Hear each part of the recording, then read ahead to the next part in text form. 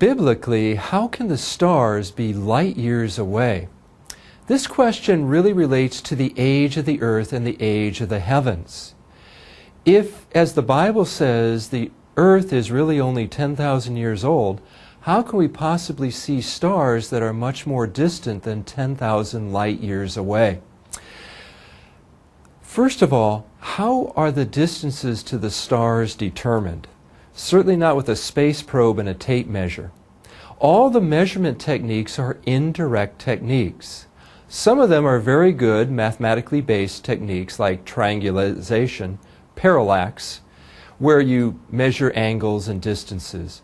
For that we can get a sense for how close the closest stars are, out to about 1,000 light years. All the other techniques to measure the vast distances to stars in space, though, assume a number of evolutionary ideas, including the Big Bang. So first of all, when you hear folks talking about a certain star cluster being so many billion light years away, realize that people who say that are starting with an evolutionary assumption. Regardless, I'm sure that the universe is vast, and there are indeed stars that are further away than 6,000 light years. So the question comes, how can we see the light from these stars today if it took more than 6,000 or 10,000 years for the light to get here? Great question. There are a number of plausible scientific answers that also mesh perfectly with the biblical account. One is to assume that when God created the stars, He also created the light from the stars in transit.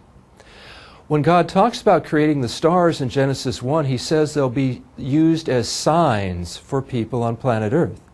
Well, if it's going to take thousands of years for the light to get here, they certainly can't serve as signs. So perhaps God created the light in transit. Another idea is the fact that the speed of light has actually decreased or decayed over time. There are some creationary scientists who believe there is good evidence to suggest that in the distant past, light traveled much faster than it does today, such that we can see very distant objects. A third scientific approach is the idea that clocks run at different speeds in different parts of the universe.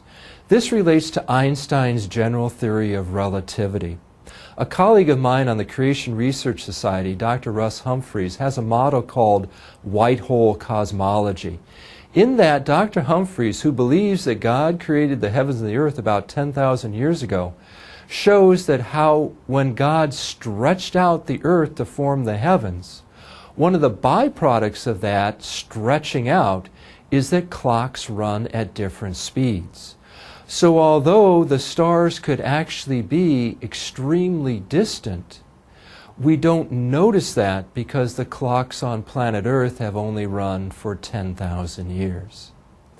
Regardless of the scientific answer and what that might be, there is good evidence to suggest that the Earth and the universe is relatively young, and distant objects aren't a problem for us as a creationist or someone who believes in the Bible. Stars should really remind us of the light of Christ. In the new creation, we won't need the sun, the moon, or the stars to give us light, because Christ Himself will be the light in the new heavens and the new earth.